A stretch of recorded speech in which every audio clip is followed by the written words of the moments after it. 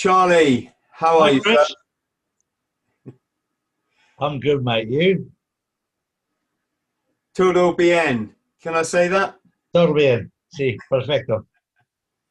It's great to see you again, buddy. It's been a while.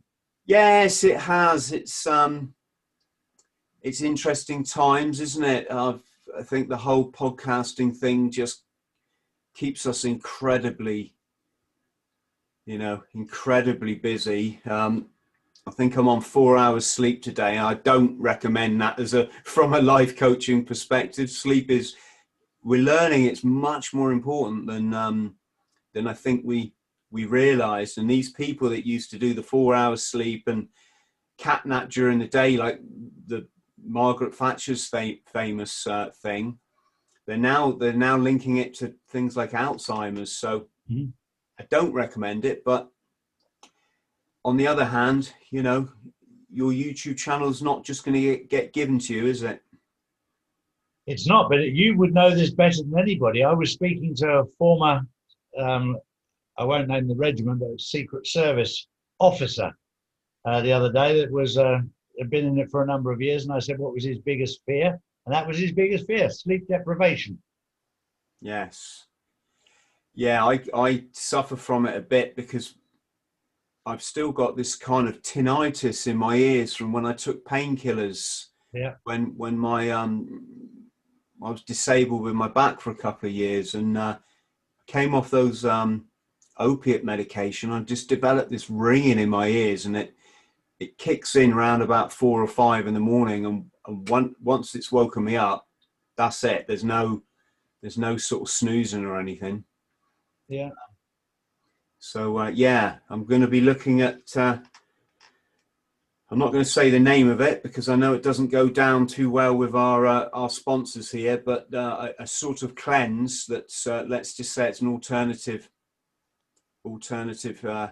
healthy therapy. Yeah. But Sure. yes, so Charlie, you very kindly sent me some let's call it intelligence, shall Yeah. we? And I wanted to speak to you about it because, well, let's just say it how it is. This whole situation, I'm not going to say the Mhm. letter, but we all know what we mean, and with what's happening in the world, it's as I think we've said before, it's exciting times, it's stressful times, it can be worrying times, especially for the people that have lost their whole careers over this, and family members through whichever you know definition we want to, or diagnosis we want to accept. And as you know, Charlie, my jury is always out. I'm not just going to jump on this or jump on that, and just because I've just like to be an observer, but that doesn't mean that I'm not a warrior, that I don't take action, and I take this situation at the moment really seriously, more than anything I ever have done in my life before, because what we're seeing now in society, when you're a parent, it just means a completely different thing to what it would have meant to me when I was a young, carefree Marine, getting drunk every night, and traveling the world, and not having to consider such things. And when there's young lives involved, and people are let's say, dictating the future for that young life, it's, come and kill me, I don't care. I'm an old boy, I've had a good life, probably like yourself, Charlie, but you know Don't touch my children. nobody comes between me and my son. And I if if you fuck with me, I will fuck with you back. Exactly. So Look, one of the most important things, Chris, is Chris and Charlie are not the messiahs. We're just Chris and Charlie. We have, what we've done is a lot of research. And all we're trying to get you to do is start looking at things and questioning things. That's all we're asking. Don't have to take Chris's word. Don't have to take Charlie's word. We're not the messiahs. We just want you to ask questions. And when you ask questions and start looking at things through your own eyes, I've said this so many times, it doesn't matter if you believe in God, it doesn't matter if you believe in Allah. I believe in God. There'll be many people who believe in Allah, but if you don't believe in either, it doesn't matter. Ask your grandma or your mother to help you reset your compass so that when you look at something, you see it clearly and you don't see it through the prisms of mainstream media, the lenses, everything that's put in the way to distort the vision. At the moment, the vision is being distorted by mainstream media and by government. You need to get that out of the way, like Chris and Charlie have done. We're not saying we're right. We're just saying the way that Chris sees it, the way Charlie sees it, we've moved these lenses out of the way. We're starting to see things a little bit clearer. Not a lot clearer, but a little bit clearer. And we're asking you to do the same. Yes, and also, you know, we share subscribers. I don't call them subscribers. I call them friends. Yeah. Friends at home. And I wouldn't want to upset anyone and think that I don't take their views seriously, because I do. But also, I'm conscious of being led, you know, down an alleyway. And it gets very deep. And maybe I'll talk about this book that I've read recently, The Babylonian Woe. Which, well, I talk about it now. It's talking about the formation of our money system, this system of greed and evil that's happy to enslave us, whether it just be through our mortgages or our student loans. This system where it just seems that greedy little men, and I'm guessing women, but let's just say men, have learn how to print bits of paper with numbers on them, backed by any worth that, like, say, for example, gold or silver that doesn't exist in their vault. And they give they lend you these bits of paper, and then they expect you to pay them back with interest. And tax. And there's all these kind of double bookkeeping kind of shenanigans going on. It's referred to as money magic. And having read The Babylonian Woe, I see now this goes back thousands of years. And in a nutshell, what it has done is, by this system hiding behind churches, hiding behind palaces, hiding in temples, it's given itself a legitimacy that it doesn't deserve. Correct. At the same time, it has swapped exchange, which is a simple, Charlie, you do something for me, I'll do something for you. If I can't do something for you, I'll give you these cockle shells, which represents a certain non-profitable value. It's just an exchange mechanism. And what these guys have done is changed it into a system of greed and capital. And by hiding in these establishments that originally should have been for the benefit of mankind and the community. So the vicar, you know, the bishop, the vicar, or whoever the religious leader is supposed to do his best for society. The king is supposed to look after society. The politicians are supposed to host a democratic society. What it's done is say, no, you're not about that, folks. You're about accumulating as much money as you can, because that will make you a good person, right? And off the back of that indoctrination into what I would call a non-human law, as in we have universal law that governs us, we have human law between people. It's that simple, right? I'm not talking about the law, you know, that governs us in the high street. And off the back of it, it's pervaded society for thousands of years, corrupting every single person as it goes, with the wrong values such as greed. It's caused perversion, and then this system of perversion, and we're seeing, you know, we're all aware of what that is, especially at this this time, what it does then is it makes everybody within that system susceptible to being blackmailed. Mm-hmm. So we've got this whole umbrella of people that are supposed to be governing over us and looking out for our best interests. There are actually, no, they're all being blackmailed. They're all in this phony, false, evil system. And this is why for all of our lifetime, Charlie, and thousands of years before, we've seen these random decisions that just aren't in our best interest. And going back to your point, the interesting thing at the moment is things seem to be, let's say, happening.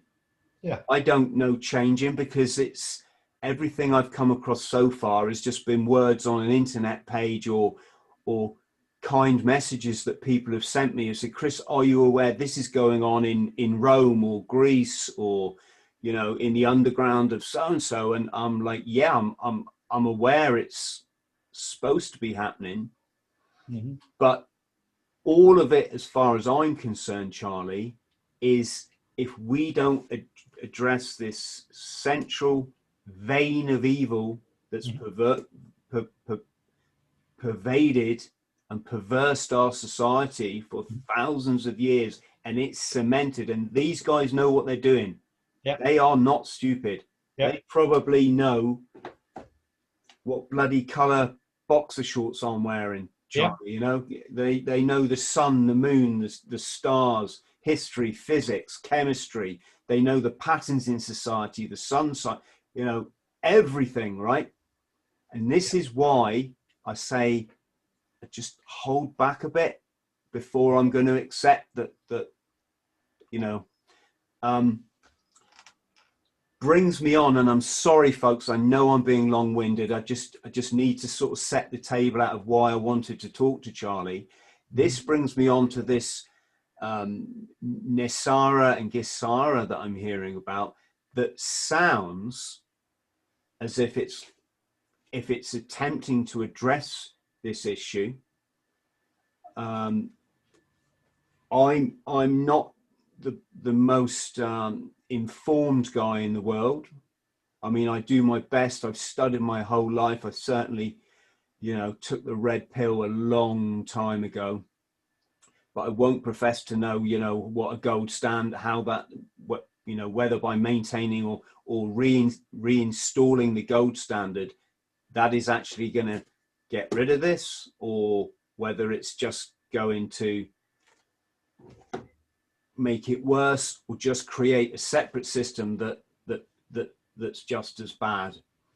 And I guess maybe like a simple question would be, the guys trying to instigate change at the minute, would they give up their, you know, billion-dollar bank accounts and multi-million-dollar estates? So I'm not saying they should. I'm just putting that out there, Charlie, you know. Well, you have a very valid point there. And I'm going to make mention, as you've made mention to the book, there's a guy called Dan Lutz, L-U-T-Z, who has a YouTube channel, and he's hosted Kim Coogan. Kim Coogan is part of the new financial system that she's helping to manage, if you like, for the want of a better word.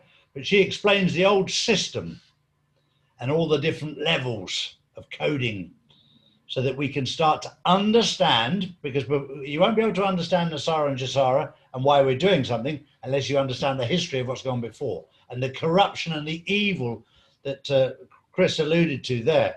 We have no idea of these families, the power, the control, how they manipulated it, and the levels.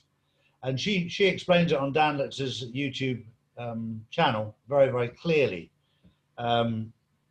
Well, I say clearly, it's an hour and 20 minutes of in-depth conversation, but it helps you understand why we're going a certain route. Now, going on to Nesara, which is national, which is for America, and Gesara, which is global. First of all, let's get one thing very, very clear, that every country in the world, bar none, and every territory, bar none, has signed up to Gesara outside of America. Now, Donald Trump, when he... Charlie, can you just explain what those acronyms mean, if indeed they are acronyms? Yeah, certainly. I'm going to bring it up so I don't get it wrong. Because there's plenty of people out there that if you get one word wrong, that they jump all over you at the moment.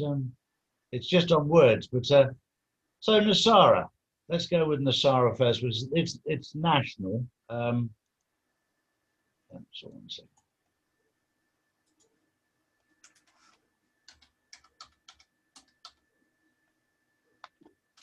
Where is it? It's the National Economic Security and Reformation Act. So the only difference with Nesara and Gesara is that the N goes to a G, which is global rather than national. So it's the Global Economic Security Reformation Act. And these things are very, very important because they're taking the power away, if you like, from the people that were in control. And they're not going to give up without a fight. And you would know this, being a military man, that sometimes when you think you've got them beaten, you go marching in there and suddenly there's a load of them stuck in a bunker there with explosives all around them, etc., etc., etc. So we're in a very dangerous period as we move from one over to another. But there's an awful lot going on behind the scenes, and they don't tell me everything. They tell me an awful lot, but they don't tell me everything. Now, just so that the public and the people who are watching this video are aware, the first time that Nesara, the documentations on Nesara were written in the late 1950s, so before I was born. I was born in 1960.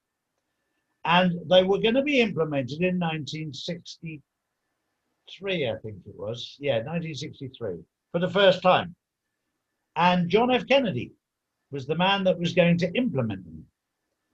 And because the powerful people behind the scenes didn't want this done because it was taking away their power, they killed him.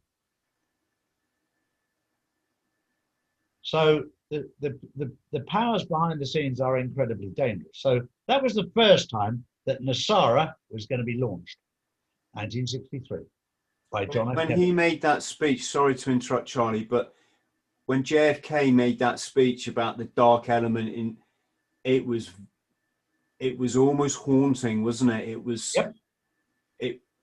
It was almost as though if you didn't really listen to it, it would float over your head. Yep. When you got what he really was saying, his time on this planet, I think, became limited from that moment on. Yeah. You and I both know how dangerous the dark forces are because they're not just human. They're dark. Let's just leave it at that. They're dark. And then the second time that Nesara was going to be launched was 19 years ago, on September the 11th. And something else happened on September the 11th, 19 years ago, which stopped it happening, which shows you how these forces are incredibly powerful. That's why this time it's incredibly important that there are no mistakes. Now, for those of you who don't understand the financial system and the controllings of it, you need to watch so that you understand the levels of it.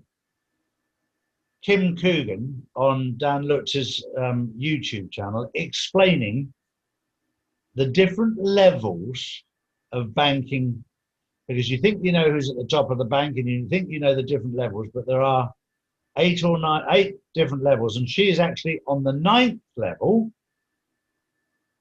So she's right on the inside. This is somebody who knows exactly what they're talking about, and you can get very well educated and you can understand why it's so difficult for collapsing the world's economy. People say, well, that should be easy. When you watch her and understand the depth that the tentacles go. And her name, Charlie, sorry? Her name is Kim Coogan. Oh, Kim, I thought you said Tim, sorry. Kim, K for Kim. And Googan, Goegan, I believe. Yeah, we'll find it. And also she has her own channel, which is called Speak Project, which she does in conjunction, I believe, with another gentleman but she's done another video there which gives even more about the global financial system and how it works.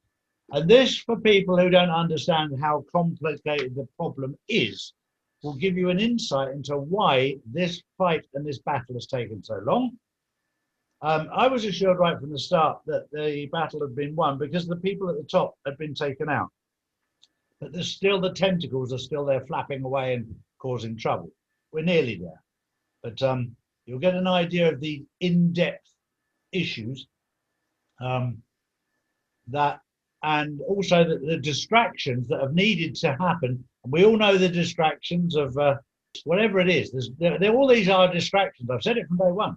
They're all very complex distractions to create confusion and fear, and can completely create distraction from what's really happening, which is the global financial reset and the new quantum financial system. And not just the quantum financial system, but the quantum voting system as well. Gosh. And this information that you received, Charlie, why is that relevant? There seemed to be a lot of time and dates in it of things that were going to be implemented. Could we discuss a few of those things? Yeah, I get intel on a daily basis from people behind the scenes. Now, the one thing that's very clear with specific dates, they very often use me because I have a platform out there to distract again, because the other day they gave me a date and it was incorrect. But it distracted everybody so they could actually get on with something else. I didn't realize that I actually had that much influence, but obviously I had more influence than I thought I did have. But the dates themselves, to me, are a little bit irrelevant. The way I liken it, Chris, is quite simple.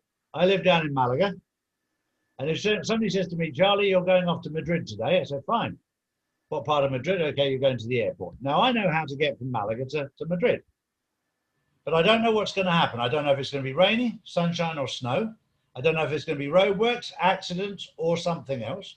I don't know if my car's going to break down. This is the adventures of going there. I know where I'm going. I just don't know what I'm going to encounter and at what stages on that journey I'm going to encounter these things. And I just go prepared, knowing that there's going to be problems on the way, especially if you drive from here to there in the winter, because as you get towards Granada, you can have snow on the road because of the height there. So all these things we're going through right now. We're getting ideas that we're moving in the right direction. You have to understand when people tell you something, it's their interpretation of what they've heard. The same as Chris's interpretation, the same as Charlie's interpretation. This is what we're telling you as we understand the information that we have. It's my interpretation. It's not gospel. It's not 100% fixed, but it's my interpretation of what I've been told. And today what I did was I sent Chris yesterday, I think it was, or the day before, the same intel that I get that gives me an insight as to what's going on. And for me, it's a pleasure to talk to Chris because Chris has a military brain. So he can look at it in a different aspect to me, and then we can talk about it and discuss that information and see how his aspect differs to my aspect. So what's this, the 209 Nation Gold Treaty, or is that meant to be National Gold Treaty? There's been treaties in the past, and look, what's happened is, Chris, over the years, all these, once the Federal Reserve detached its currency from gold, they all went at it because it just meant you could print as much money as you wanted to.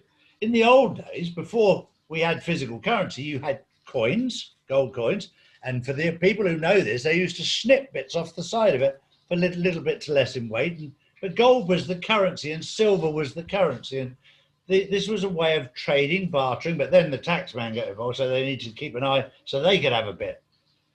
So this is why all of that was controlled. But we're going to get back to a gold standard, which means that the currencies we have, whether they're not going to be US dollars anymore, they're going to be US notes backed by gold and US coins backed by gold. And then we'll have will have a euro backed by gold and a pound backed by gold. What they're called, I don't know. And they're trying to make the transition as seamless and easy as possible. And probably for the man on the street, the only thing you'll notice is a new note. And they think, oh, that's a nice one. That's a nice new note. No, but that one's backed by gold. And the transition will be fairly easy because in every country, one old euro, one old pound, one old dollar will equate to one new one. The difference will be is in the revaluation of currencies, the RV, where $1 equals £1 equals €1 equal one's dirham or one dinar or whatever. There will be a revaluation of currencies worldwide. So some countries will come into extreme wealth, and they'll be the ones that have been robbed blind for the last 100 or 1,000 years. So countries like sub-Saharan Africa, then is that? That for me is probably the most exciting thing ever, because I don't know, you've probably been to Africa, but it's a country I absolutely love. The people are amazing. Some of the most beautiful people you'll ever meet, and they've been robbed blind by England, France, Holland, Belgium. We've robbed them blind of everything, that natural resources coming out of their ears, and they've got no money. How can that be right? And beautiful people. Yes, exactly. But then it poses the question. You see, I worked in Mozambique. Okay. I taught kids in a street children's school down there, right? It's amazing when you rock up in rural Africa. It's like you've just entered a Tarzan movie. Yeah. You see these mud huts and the villagers carrying the pots on their head with just a piece of cloth wrapped around them. And it really is the Twilight Zone. It's an eye opener, Charlie, But here's the thing. I work for an NGO. Mm-hmm. And in your first day over there in Mozambique, what do you see trundling down the roads is Coca-Cola lorries. These are villages don't even have running water, Charlie, right? I know. And yet they got a Coke machine, right? And I just got to thinking, I got terribly despondent. It was a goal of mine to go and work. I was a volunteer. I didn't want to get paid for it. I just wanted to give something back after my sort of recovery from addiction. It felt an important thing that I had to do. Mm-hmm. And within 2 days of being over there, I was just thoroughly depressed by it all. That our title were development instructors. International development instructors or something, I think we were called. And you just ask yourself, what am I developing? Mm-hmm. I mean, these are communities that back before colonization, they had it all. They had democracy, they had, I'm not saying they didn't have their faults like probably all communities, but they had fresh water, they had food, they had an abundance of wildlife, most of which has been shot dead now. Yeah. You just see it on TV in what is essentially a tiny space called a national park. Yeah. The rest of it, through the colonial wars and stuff, where people have just gone out and shot everything to eat. And then, of course, after the colonial wars, then they had the wars for independence. And then they had the civil wars where the countries got their home rule back, and then there was infighting to say, right, who's now going to take the share of the wealth. It's mm-hmm. all incredibly corrupt. Mm-hmm. You could give a school book to someone, rather than give it to their child, they'll just tear the pages out to roll joints.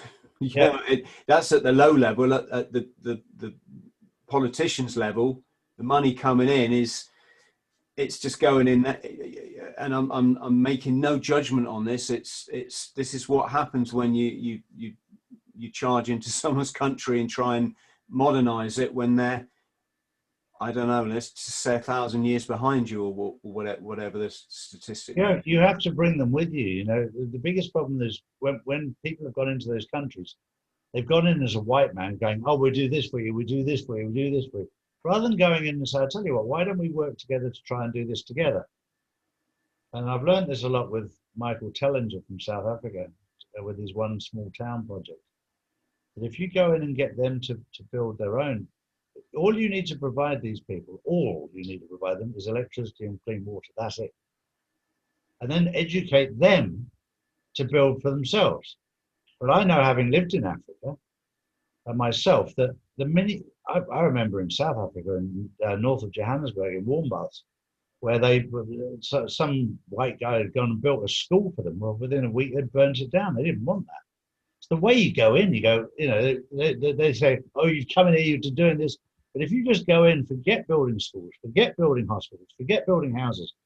Here's electricity and here's clean running water, and let's start doing something together. You decide what we do. And let them be in power and in control of their destiny. They don't want people like you going, oh, we're going to do this, we're going to do that. That's not how you do it. It's a bit like pushing sheep. You know, you run at sheep, they go everywhere. Whereas if you just come with me, let me show you.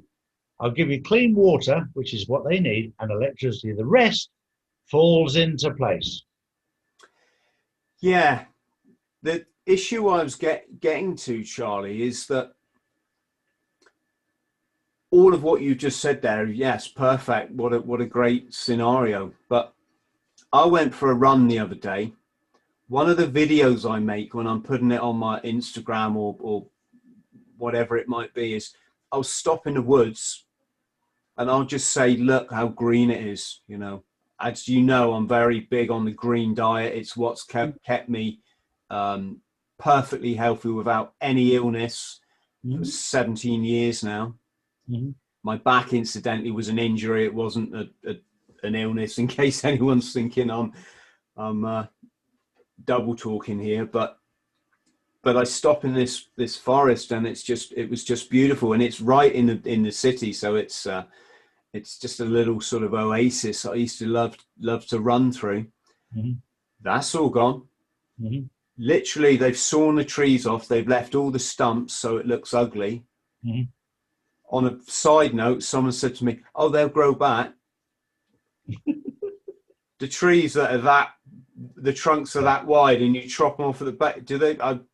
They might grow a shoot or something. But anyway, why have they done it? Well, they've done it to make way for another road, mm-hmm. right?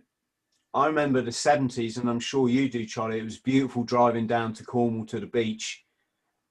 Plenty of space on the road, you know, drive as fast as you like. Didn't need all these super highways, etc., etc. So what are they doing? They're replacing my bit of peace there, my bit of universal spirit, with a dual carriageway, mm-hmm. and let's say those antennas that give off certain stuff. And sorry, I'm getting long-winded. I get that. It's just it's hard to encompass how I'm seeing all this to people that are just like, but it's just a road. It's rampant, unchecked growth, isn't it? Industrial growth, economic growth. It's always about the economic growth. That combined with a system of capitalism, and no, friends, I'm not suggesting communism or I'm just saying there has to be a better way. And in Africa, give them the water, the well, electricity, great. If they're not then going to go, right, now we can build a mall, and then when the mall's done, we'll get a motorway running down the outside of it so we can get some more people into town. And the next thing, that nature that's already been shot dead is that they're all endangered, you know, even more endangered species. Sorry, I'm rambling a bit, Charlie, but do you get what I'm saying? How is this this change that we're we're allegedly seeing, or hopefully seeing, how is it going to address the systematic destruction and pollution of the planet? I think, Chris, that we're going through a period right now of learning, and this is why I keep saying it's time to reset your moral compass. I've said it and I've said it and I'll say it again, because what we need to establish right now is what we don't want. And you've just named it there, what we don't want. What we don't want is corrupt politicians. What we don't want is corrupt bankers. What we don't want is people who are destroying the environment. When I was talking to Michael Tellinger about One Small Town, we were talking about the technology that's out there that's been suppressed. One of the things that came to which I thought was absolutely beautiful, that has been completely blocked out, is to remove all the roads in the UK, to remove all the roads worldwide, and replace them with grass. Because all the new vehicles can literally levitate or hover over them. And you don't need to damage the environment by doing that. And then you suddenly bring back. And I went, are you serious? And he's going, look, this is the information. And when he started showing me the information about these vehicles that can just levitate across the ground without damage to the ground, I was like, and that's been blocked for years and years and years. What kind of grass are we talking about here, Charlie? The type you like. How on earth? This is what gets me. Let's just talk about the plant that grows naturally, that's been banned by the government. It's one of God's natural products that has more healing facilities than you'll ever imagine. When you start realizing that Big Pharma lose so much money when people realize there's natural remedies. I remember as a child growing up, Chris, getting stung by a stinging nettle. And the plant that was next to the stinging nettle was a dock leaf. God put them side by side so that when you did get stung, you could actually get rid of the sting. Everything that's out there in nature, everything is there for a reason. We just haven't worked it out yet. Yes. Oh, exactly. Exactly, Charlie. We're perfect living beings within this perfect universe. I'm not saying bad things don't happen. There's a lot of randomness out there, but essentially, we've been taken so far away from that tuning, and we've been shielded from it by education, by mass media, by corporate greed. They've literally shielded you from the truth out there. Yeah. I'm just trying to pick my words carefully, because, and let's not go down the thingy route, Charlie, but I just want to say, when you understand illness, what it actually is, you will be so surprised. Yeah. So surprised. Yeah. At how your body's your biological mechanism works. Yeah. And it, again, I think people know what I'm getting at, but you will see why we are so blind. We are so blind, and that blindness is being used against us now. Yeah. Yes, anyone wants to know more about this sort of thing, check out my Commando Coach playlist on my YouTube channel. I talk about the alkaline diet. Going back to the weed, incidentally, yes, weed, if you eat it, and I'm not suggesting anyone does at all. In fact, for the sake of this video, don't, but it has an alkalizing effect on the body, right? Alkaline's good. It's like your fish in the tank. The water's clean, they will be fine. Yep. The water gets polluted, they will start to get diseased.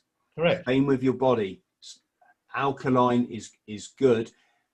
The reason I say that is a lot of people think smoking is that's therapeutic too, but that's carcinogenic. It creates carbon in the body. There you go. Look, I'm a wealth of knowledge, Charlie. And how did we get onto that one? I don't know, but it's always good to see you, Chris. It really is. And if we can just get all Chris and I want people to do is ask questions. And That's why Chris and I are on this journey together, is we've decided that we're not going to listen to what everyone says and take it as solid. We want to know, because it's very, very clear that everyone out there, Chris, is going, well, that doesn't make any sense. But they're not doing anything about it. And what Chris and I are trying to do is do something about it. We're not, you know, it's very, have I taken sides or not? Yeah, I've taken sides. I've taken sides. The minute they started saving children's lives and women from being trafficked, I took sides. I'm sorry. I've taken that side. I'm going to go that side, because if the minute you're protecting young children, and this is the first president that's gone up against these paedophile gangs, so yes, I've taken sides. Very, very simple. I'm a father. I'm a grandfather. If you're stopping these paedophile gangs, then I'm on your side. Very simple. The fact you've not gone to war against anybody, that's a bonus as well. And the fact that you're taking away taxes, that's a bonus as well. And the fact that over 1 million people have been forgiven their mortgages and debts in America, yeah, I'm on your side, really. Has that actually happened though, Charlie? How can we evidence that? We've got over 1 million people that have actually evidenced in America. We've got over 1,000 people in the United Kingdom that have contacted us to say that they don't know why it's disappeared, but it's just disappeared. So it's one of those very difficult things, Chris, where people tell us that they're. I had a woman the other day. She said, "Charlie, I don't want it to go public in case it comes back again." She said, "I don't want to jinx it." She said, "I've had this loan for 10 years and I got behind with it. And they've been pestering me. And she said, the other day, it just disappeared. And I contacted them and said, what's happened with my loan? They said, no, it's all been settled now. And she's like, she's nearly had a heart attack dealing with it, and it's just disappeared. And she said, I don't want to go public yet in case it comes back. It's fear. They're so scared about it. And people, it's amazing. People don't want to challenge it in case it's a jinx. So they go, let's just keep quiet for now. But they'll say to me, look, the loans just disappeared. And there's no explanation for it at all. Student loans, and the first loans that have been mortgages and loans are old ones. They're not ones that have just been taken out. These are old ones, 10, 15, 20-year-old loans and mortgages that have suddenly disappeared. So there's no actual rhyme or reason, but people are making contact with us on a daily basis. I'm getting at least 10 messages a day out of probably 400 or 500 we get a day that are telling me that they've got this loan or this bank mortgage or whatever that's just disappeared and nobody can explain it. And the biggest problem is they don't want to jinx it. And I sort of get it. If something disappeared like that, you think, well, if I go public, it might come back again. Yeah, it's a lovely thought, isn't it? I mean, we are slaves to literally slaves to this mortgage system. Yeah. Seems a bit random that some people, I guess you implement something gradually, but if anyone out there has witnessed this, please send me an email, because as I say, my jury has to be out till I physically can see it for myself. The problem is I don't have a mortgage and I don't have any loans, so I'm not going to notice it. Do you want mine? Well, you look, I've had this said so many times, Chris. When mine's gone, I'll believe you. That shows how programmed we are, doesn't it? Well, let's talk about the programming, and again, let's not relate it to any particular situation, Charlie. But oh gosh, I've really had a couple of weeks of it, mate. I really have. The amount of stress you can see it's causing people by having the enlightened people who tend to be quite passionate and emotional beings, because I think that's just an ingredient that gets you to enlightenment, because society isn't going to get you there, not with our education, against the kind of less feeling left brain people that are controlled by the media, that don't know any different, and the enlightened people that know what's going on tend to like chuck stuff on the media, which is and I've done it. I'm not, this is not casting blame on anyone, but they tend to be quite vocal in their anger at, like, God, can you not see it? It's plain as. But of course, this is sort of what films like The Matrix are about, aren't there? And that people can live their whole lives and in blinkers. Mm-hmm. And I think if we could completely rechange the education system, we could get people maybe out of that rut. But the way it seems to be that you need a life-changing event. And I know you've gone through that, Charlie, in your life. I know that I have. Something that hurts you so much that it makes you reassess all your paradigms on your previous beliefs. Yeah. Because they ain't working no more. No. And exactly. you don't like that thought, that way of thinking anymore, and that way, and the way that, you know, and you realize the world is not the place you thought it was. But things are changing, aren't they? Yes, well, I hope so. But then, of course, you've got this situation, isn't it, where they call it the echo chamber, don't they? Where you put something out, and because it comes back to you, you think, yay, worlds are changing. Yeah. What we forget is there's an awful lot of people that, and let's say it as it is, the vast majority are still in the matrix, aren't they? And they're still supporting this system of slavery, this system of evil, because they know no different. Sure. Because they're operating from the left brain, so they're controlled through the left hemisphere of their brain. They then only know how to operate out of their ego.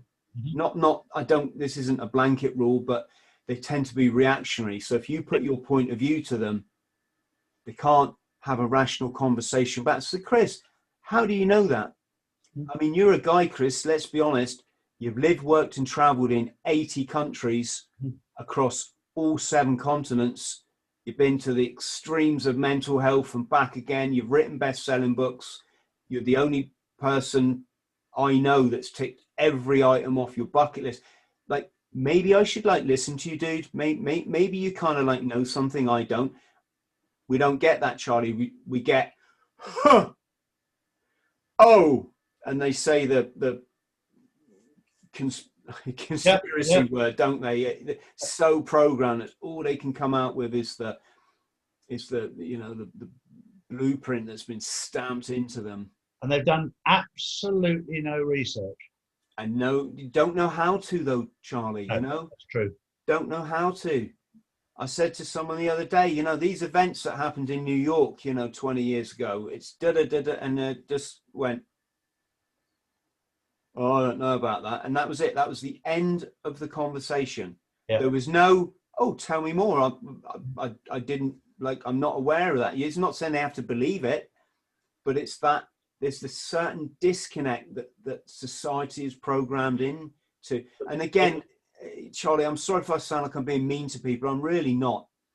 It's, I'm one world, one love, everybody. But I think we need to discuss these things, There's nothing wrong with being mean to people, but if it's constructive. Sometimes you have to, I love what Jordan Peterson says about offending people.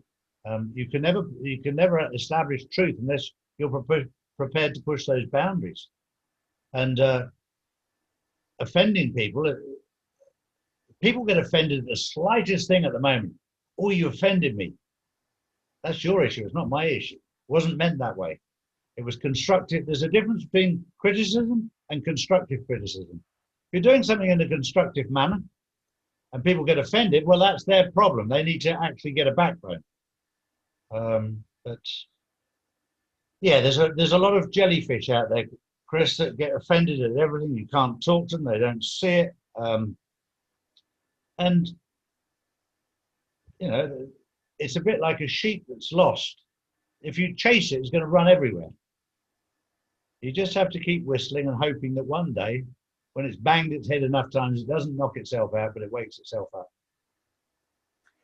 Well, again, it comes back to the system that I'm saying, Charlie. They well know if they keep you shielded from childhood to the realities, you will be a left brain.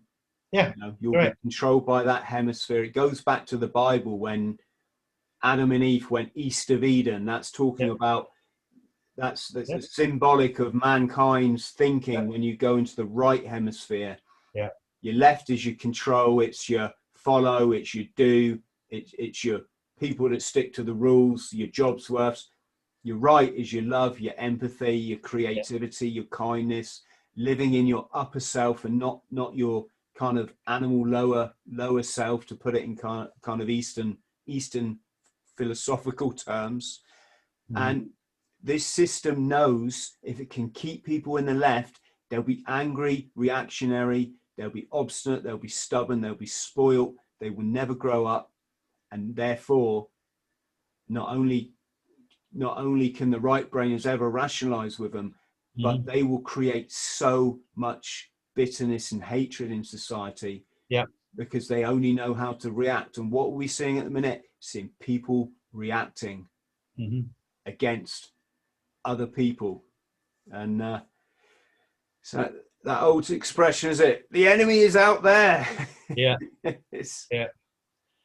Well, Chris, I'm going to have to love you and leave you because you're giving me 3 back-to-back ones in 3 hours this morning.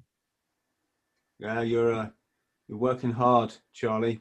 I'm working hard to try and get the truth out there and discuss with people that have a clear mind, which you definitely do have. And you've got a clear mind through going through a lot of shit to get there. And I appreciate your time, and I really appreciate you as a man.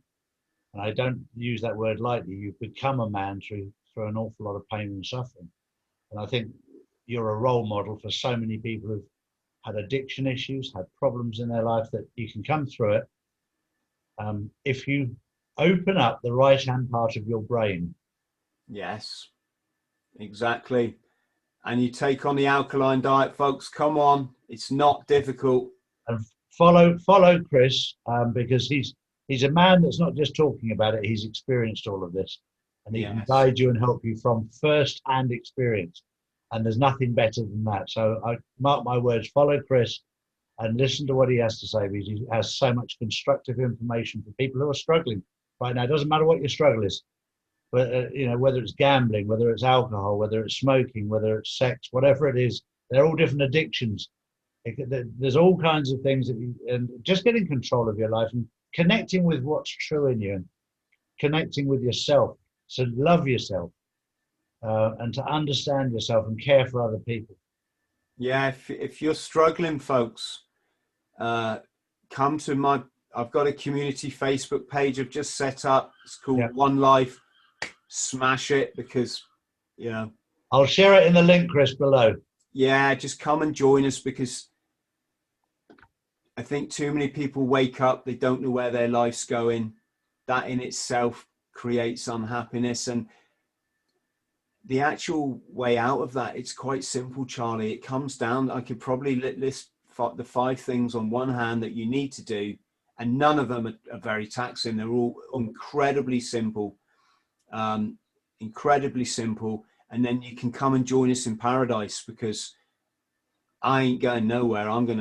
Paradise is nice, and there's nothing anybody on this planet can do, or even Mother Nature, that's gonna shift me. It's a good place to be.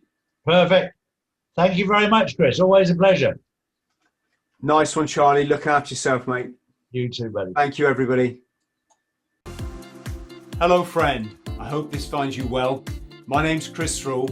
I'm a former Royal Marines Commando, and I fought my way back from chronic trauma and addiction to live, work and travel in 80 countries across all 7 continents, achieving all of my dreams and goals along the way.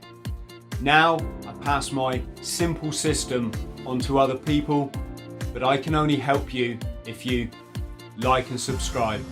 So please do so, because you get one life, and if you live it right, one is enough.